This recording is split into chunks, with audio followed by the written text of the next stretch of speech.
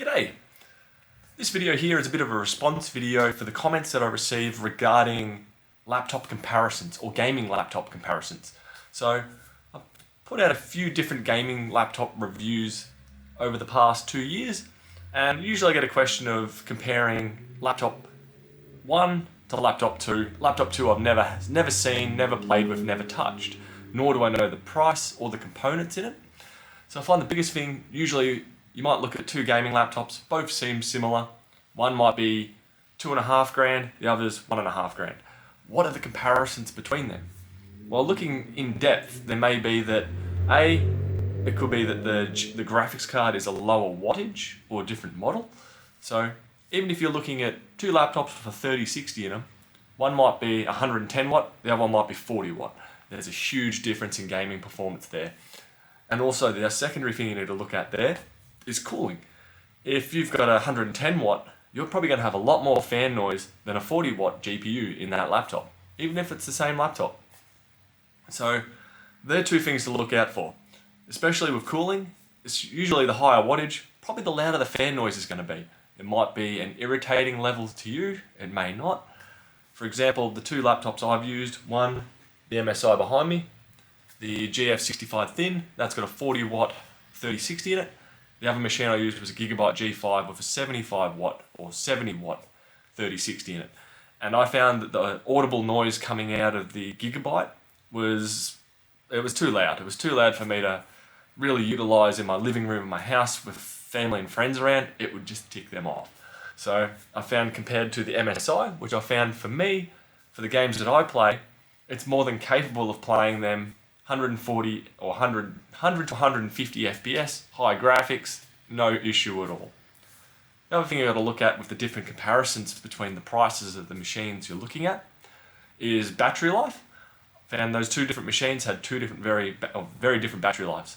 Gigabyte struggled to get over an hour and a half, the MSI can get about 3 hours. So if you're factoring battery life into your purchase as well, that's definitely got a huge difference in quality. Another thing I found was that with the differences in build quality, even though they're at a similar price, the MSI, I found on its keyboard, where you rest your palm on it, on the Gigabyte, it would rub into my wrist, and it would make it unpleasant to use if you're using that actual laptop keyboard. Where the MSI, it's rounded, and it has no issues using it. So, they're the little things you need to look out for, is different wattage of GPU, the thermals, the fan noise, the battery life, the overall build quality, and then the other things that you may be getting. For example, you might be getting Thunderbolt on there, you might be getting more I/O ports, you may have another NVMe slot internally to utilize. So there's too many different things for me to go, laptop A is better than laptop B for you.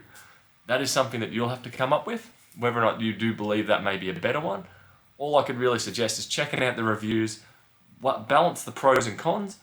So for example, if you were a teenage kid living in a bedroom, the Gigabyte G5 would probably be perfect. The laptop's never going to leave the bench. You're going to be playing with headphones on. You're the only one in the room. So you've eliminated fan noise. You've eliminated battery life. You're going for raw performance at the same price as another laptop that is slightly lower performance. That may be the best for you.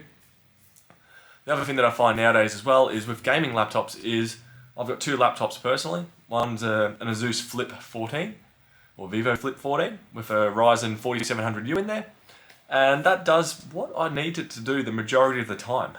So for example, if I leave my gaming laptop at work, I find I still be able to have a game of Counter-Strike at home at 720p, medium graphics, 30 to 40 FPS. It's not great, but it's still capable.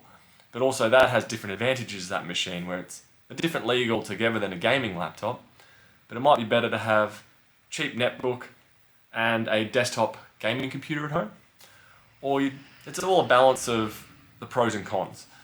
Also, price is a huge factor there. Typically, if you want performance, battery life, build quality, you're going to be paying through the roof. So basically, remove two of those things, and that's probably a laptop you can get.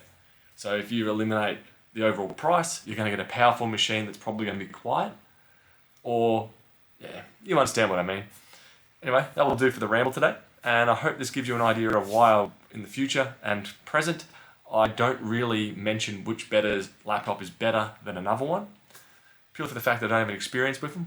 If I do have experience with them, I'll let you know, and it will point you to the review. But if I have only used one of the machines and you're telling me to compare it to another, I won't have an answer for that, and I'll probably just link it to this video. Anyway, that'll do. Catch you later.